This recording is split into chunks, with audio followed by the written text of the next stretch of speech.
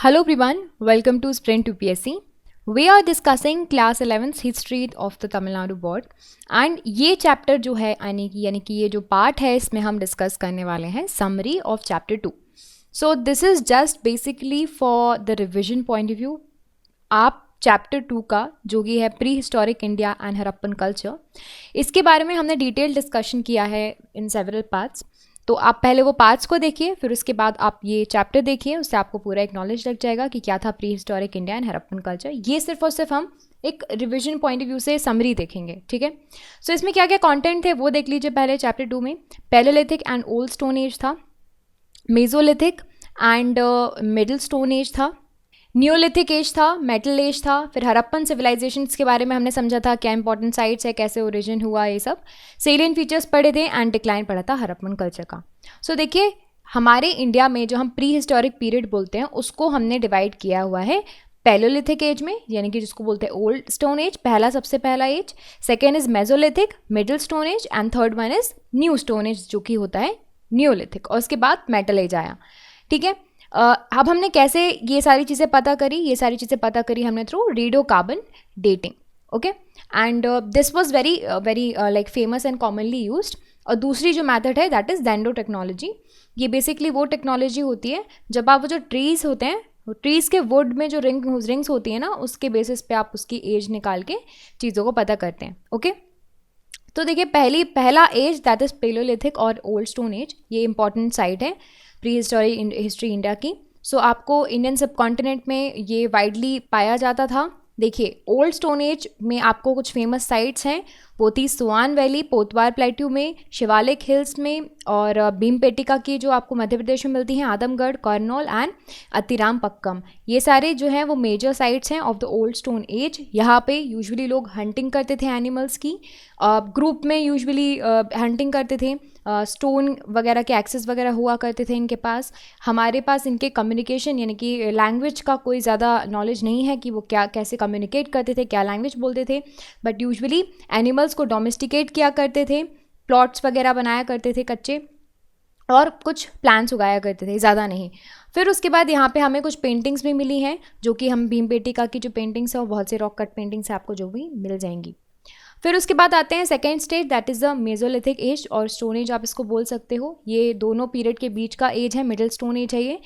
यहाँ पे आपको मेजर इंपॉर्टेंट साइट्स हमने डिटेल में एक्चुअली पढ़ चुके हैं सारी चीज़ें. तो मेजर इंपॉर्टेंट साइट्स हैं लांगंज गुजरात, आदमगढ़ मध्य प्रदेश, राजस्थान, उत्तर प्रदेश में भी और बिहार में भी आपको बहुत सी चीज़ें मिली हैं. यहाँ पे आपको रॉक शेल्टर केव्स मिल जाएंगी, जो कि मेसोलिथिक लोगों की बहुत अच्छे लाइफ बताते हैं कि देखो वहाँ पे रहते होंगे वो शेल्टर्स में, और किस तरह के टूल्स यहाँ पे पाए जाते थे, वो भी हमें यहाँ से बहुत ज़्यादा नॉलेज मिला है. सो देखिए, यहाँ पे हंटिंग के लिए हंटिंग और गैदरिंग का पैटर्न बहुत ज़्यादा था, स्टिल कंटिन्यूड था. और हमने एक्चुअली अब हंट करने से, अब बड़े जो जानवर हैं उनको हंट करने लगे थे, और जो छोटे और जिनसे हमें ज़्यादा नुकसान नहीं होता वैसे एनिमल्स को हम डोमेस्टिकेट भी करने लगे थे. Also you will find the horticulture activities, primitive cultivation यहाँ पे स्टार्ट हो गया था.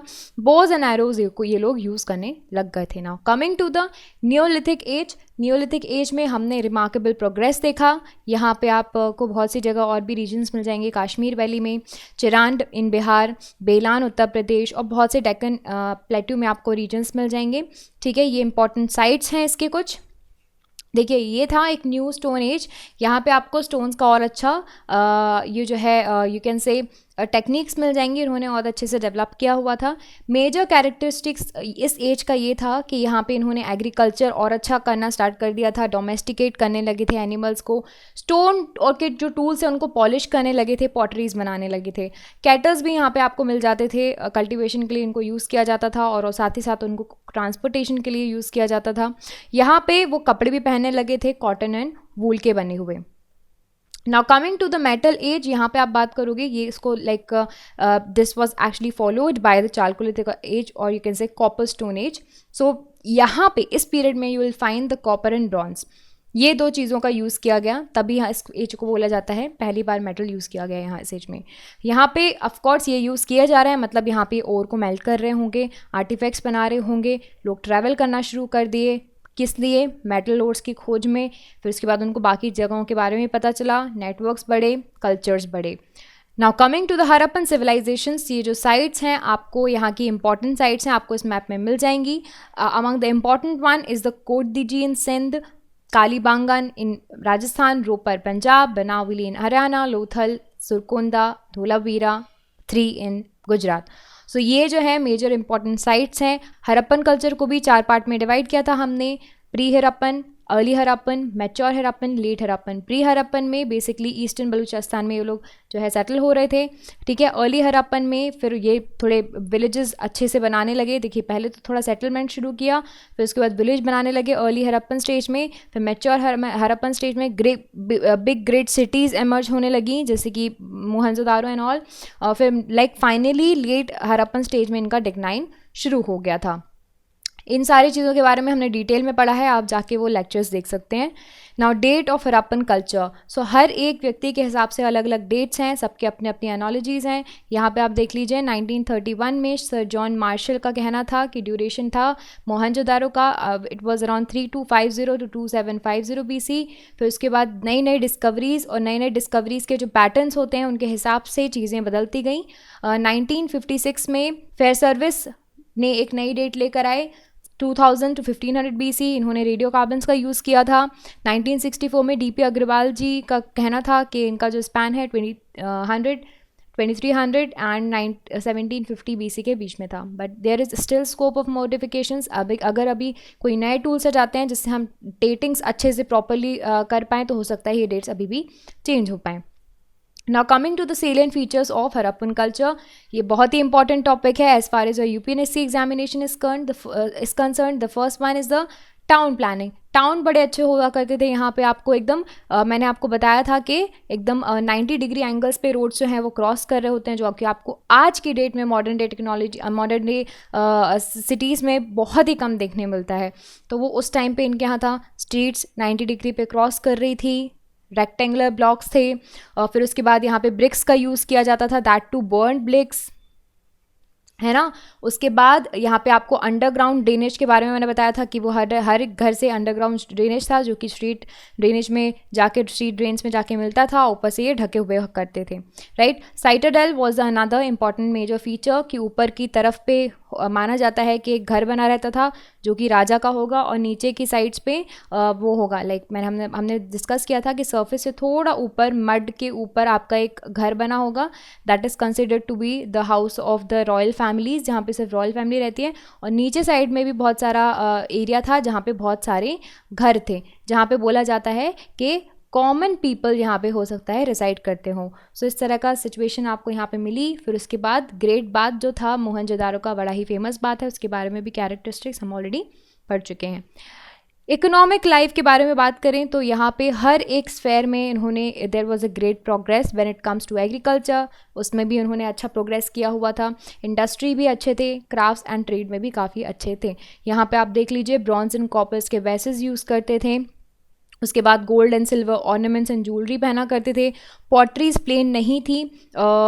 यहाँ पे देखिए पॉटरीज में कई जगह पे आपको red and black painted potteries भी मिली हैं और उनमें आपको यहाँ पे ना जब ये लोग पेंट करते थे उसके साथ साथ इनक्रेविंग्स भी मिली हैं बहुत सी चीज़ों की.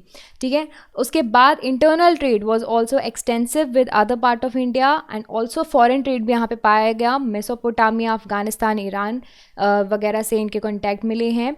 Right, like in the terms of gold, copper, tin and various semi-precious stones were imported. Now coming to the social life, तो हम social life पता कैसे करते हैं उनके ड्रेसिंग सेंस से, वो क्या खाते हैं और किस तरह से रहते हैं, क्या एंटरटेनमेंट के पर्सपेक्टिव्स हैं. सो इस वक्त में हमें पता चला कि यहाँ पे ये लोग 2 पीस क्लोथ्स पहना करते थे, upper garment and lower garment, और कई तरह के ऑर्नामेंट्स पहना करते थे, women and man both. And ornaments इनके होते थे gold, silver, copper, bronze and semi precious stone से. और कॉस्मेटिक्स भी बड़े कॉमन थे.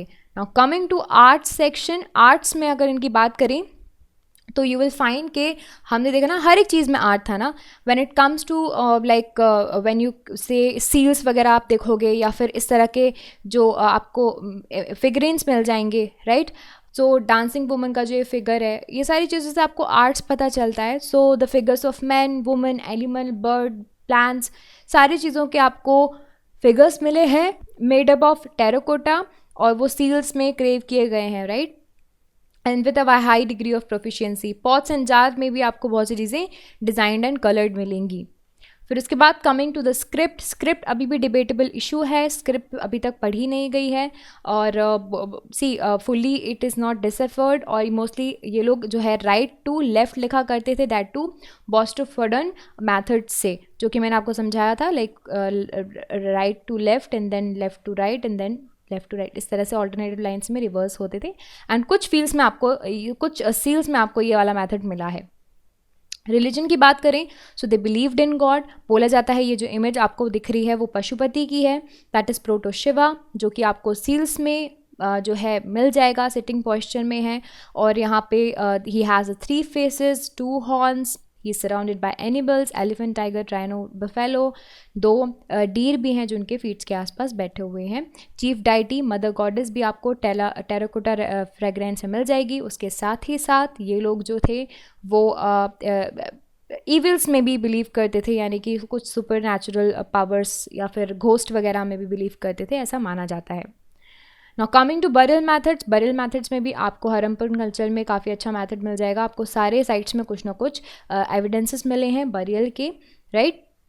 Now coming to the decline, decline के लिए बहुत सारी चीज़ें बोली जाती हैं कि किस तरह से डिक्लाइन किया गया है। There is no like unanimous view about the decline, सबका अलग अलग कहना है। एक कॉज बोला जाता है कि शायद नेचुरल कैलेमिटीज़ आई होगी, चाहे वो फ्लड हो सकता है रिवर ड्राई कर गई हो, फर्टिलिटी सॉइल की रिड्यूस हो गई हो क्योंकि वो लोग बहुत ज़्यादा एक्सप्लॉइट कर लिए थे, अर्थक्वेक्स आते थे ओकेशनल, हो सकता है इस वजह से डिक्लाइन हो गया हो। कुछ लोगों का कहना है कि इसके बाद हमें हिस्ट्री मिली है आर्यंस की, तो हो सकता है आर्यंस के पास वो उन्होंने इवेट कर दिया हो, उनके पास अच्छे हॉर्सेस थे और अच्छी टेक्नोलॉजीज थी। So these are the 2 debatable issues कि डिक्लाइन कैसे हुआ, अभी तक पता नहीं चला है कि क्या डिक्लाइन हुआ है, और किसी भी चीज़ पे कंक्लूड नहीं किया गया है कि what was the correct reason for the decline. So this is all about this entire chapter what we have studied in chapter 2. I hope you like this video, and if you did, you can subscribe to the YouTube channel for more videos and updates, and also you can download the Sprint UPSC app to practice book chapter and topic wise. Remember, candidates, just reading books and watching videos are not going to help you out unless you practice thoroughly. So identify your mistakes and work to improve your performance, and Sprint UPSC is the perfect app to do all of this. अगर आपको ये video पसंद आया हो तो हमारे YouTube channel को subscribe कीजिए और वीडियोज़ एंड अपडेट्स के लिए साथ ही साथ डाउनलोड कीजिए स्प्रिंट यूपीएससी ऐप। यहाँ पर आप अपनी प्रैक्टिस कर सकते हैं, books practice chapter and topic wise. याद रखिए, सिर्फ और सिर्फ बुक पढ़ने से और वीडियोज़ देखने से मदद नहीं मिलेगी जब तक आप अच्छे से प्रैक्टिस नहीं करोगे। तो अपनी मिस्टेक्स को जानिए एंड परफॉर्मेंस को इम्प्रूव कीजिए, और स्प्रिंट यूपीएससी इसके लिए परफेक्ट ऐप है। I will see you in the next video. Thank you so much.